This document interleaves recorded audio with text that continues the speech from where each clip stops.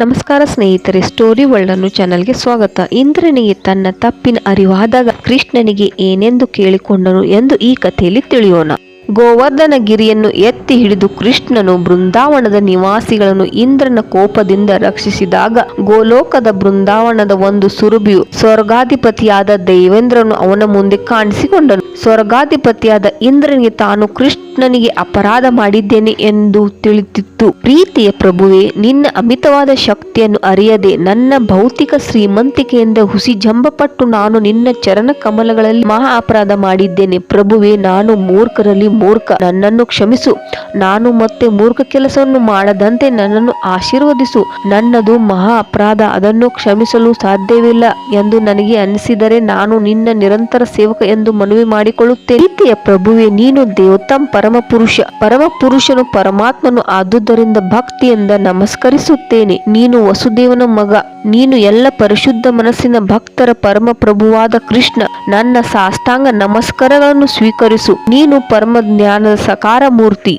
ನೀನು ಅಪೇಕ್ಷಿಸದಂತೆ ನಿನ್ನ ಯಾವುದಾದರೂ ಅನಂತ ರೂಪದಲ್ಲಿ ಯಾವ ಸ್ಥಳದಲ್ಲಾದರೂ ನೀನು ಕಾಣಿಸಿಕೊಳ್ಳಬಲ್ಲೆ. ನೀನು ಎಲ್ಲ ಸೃಷ್ಟಿಯ ಬೇರು, ಎಲ್ಲ ಜೀವಿಗಳ ಪರಮಾತ್ಮ. ನಿನ್ನ ಅಧಿಕ ಅಜ್ಞಾನದಿಂದ ನಾನು ಧಾರಾಕಾರವಾದ ಮರಳನ್ನು, ಆಲಿಕಲ್ಲಿನ ಮಾರುತವನ್ನು ಕಳಿಸಿ ಬೃಂದಾವನದಲ್ಲಿ ವಿಪರೀತ ಕ್ಷೋಭೆಯನ್ನು ಉಂಟು ಮಾಡಿದ್ದೇನೆ. ನನ್ನನ್ನು ತೃಪ್ತಿಗೊಳಿಸಲು ನಡೆಯಬೇಕಾಗಿದ್ದ ಯಜ್ಞಗಳನ್ನು ಇನ್ನು ನಿಲ್ಲಿಸುವುದರಿಂದ ಉಂಟಾದ ಮಹಾರೋಷದಿಂದ ನಾನು ಹಾಗೆ ಮಾಡಿದ್ದೆ. ಆದರೆ ನನ್ನ ಪ್ರೀತಿಯ ಪ್ರಭು, ನೀನು ನನ್ನ ಒಣ ಹೆಮ್ಮೆಯನ್ನೆಲ್ಲ ನಾಶ ಮಾಡಿ ನಿನ್ನ ಕೃಪೆಯನ್ನು ತೋರಿಸಿದ್ದೀಯ. ಆದುದರಿಂದ ನಾನು ನಿನ್ನ ಚರಣ ಕಮಲಗಳಲ್ಲಿ ಆಶ್ರಯ ಪಡೆಯುತ್ತೇನೆ. ಪ್ರೀತಿಯ ಪ್ರಭುವೇ, ನೀನು ಎಲ್ಲ ಜೀವಿಗಳ ಪರಮ ನಿಯಂತ್ರಕನು ಮಾತ್ರವಲ್ಲ, ಅವುಗಳ ಗುರುವೂ ಹೌದು.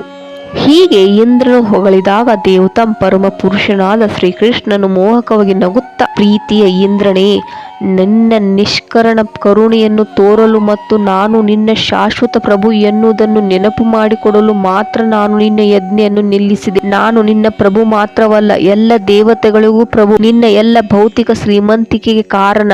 ನನ್ನ ಕೃಪೆ ಎನ್ನುವುದನ್ನು ನೀನು ಸದಾ ನೆನಪಿಡಬೇಕು. ನಾನೇ ಪರಮ ಪ್ರಭು ಎನ್ನುವುದನ್ನು ಎಲ್ಲರೂ ಯಾವಾಗಲೂ ನೆನಪಿಡಬೇಕು. ನನಗಿಂತ ಶ್ರೇಷ್ಠನಾದವನು ಯಾರೂ ಇಲ್ಲ. ಆದುದರಿಂದ ನಾನು ಯಾರಿಗಾದರೂ ಕೃಪೆಯನ್ನು ತೋರಬಹುದು, ಯಾರಿಗಾದರೂ ಶಿಕ್ಷೆಯನ್ನು ಕೊಡಬಹುದು. ಯಾರಾದರೂ ಹುಸಿ ಅಹಂಕಾರಕ್ಕೆ ವಶನಾದುದನ್ನು ಕಂಡರೆ ನನ್ನ ನಿಷ್ಕರಣ ಕರುಣೆಯನ್ನು ತೋರಿಸಲು ಅವನ ಶ್ರೀಮಂತಿಕೆಯನ್ನು ಹಿಂದಕ್ಕೆ ತೆಗೆದುಕೊಳ್ಳುತ್ತೇನೆ.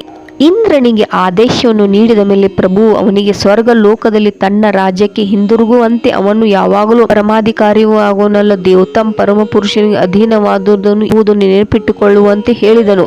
ಆದರೆ ಹುಸಿ ಅಹಂಕಾರವು ಬಾರದಂತೆ ಎಚ್ಚರದಿಂದ ಇರುವಂತೆ ಅವನಿಗೆ ಬುದ್ಧಿವಾದವನ್ನು ಹೇಳಿದನು. ಇದಾದ ನಂತರ ಸ್ವರ್ಗದ ರಾಜನಾದ ಇಂದ್ರನು ಎಲ್ಲ ಸುರಭಿಗಳು, ದೇವತೆಗಳು ಮತ್ತು ಅವರ ತಾಯಿಯರೊಡನೆ ಕೃಷ್ಣನಿಗೆ ಗಂಗೆಯ ನೀರಿನಿಂದ ಮತ್ತು ಸುರಭಿಯರು ಹಾಲಿನಿಂದ ಅಭಿಷೇಕ ಮಾಡಿ ಕೃಷ್ಣನನ್ನು ಪೂಜಿಸಿದರು. ಗೋವಿಂದನಾದ ಕೃಷ್ಣನಿಗೆ ಅವರೆಲ್ಲ ವಿಷಯದಲ್ಲಿ ಸಂತೋಷವಾಯಿತು. ಗಂಧರ್ವ ಲೋಕ, ಪಿತೃಲೋಕ, ಸಿದ್ಧಲೋಕ ಮತ್ತು ಚಾರಣ ಲೋಕ, ಎಲ್ಲ ಉನ್ನತ ಲೋಕ ನಿವಾಸಿಗಳು ಒಟ್ಟಾರೆ ಸೇರಿ ಭಗವಂತನ ಪವಿತ್ರ ನಾಮದ ಸಂಕೀರ್ತನೆ ಮಾಡುತ್ತಾ ಅವನ ಮಹಿಮೆಯನ್ನು ಹೊಗಳಿದರು. ಅವರು ಹೆಂಡತಿಯರು ಮತ್ತು ಮಕ್ಕಳು ಸಂತೋಷದಿಂದ ನರ್ತಿಸಲು ಪ್ರಾರಂಭಿಸಿದರು. ಒಂದೇ ಸಮನೆ ಆಕಾಶದಿಂದ ಅವನ ಮೇಲೆ ವೃಷ್ಟಿ ಮಾಡಿ ಅವನನ್ನು ಬಹಳ ಸಂತೋಷಪಡಿಸಿದರು.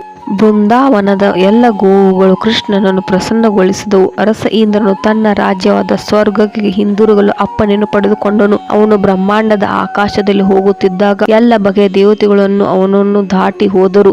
ಕೃಷ್ಣ ಪ್ರಜ್ಞೆಯು ಜಗತ್ತಿಗೆ ಹೀಗೆ ಉಪಕಾರ ಮಾಡಬಲ್ಲದು ಎನ್ನುವುದಕ್ಕೆ ಈ ಮಹಾನ್ ಘಟನೆಯು ಸಮರ್ಥವಾದ ಉದಾಹರಣೆ.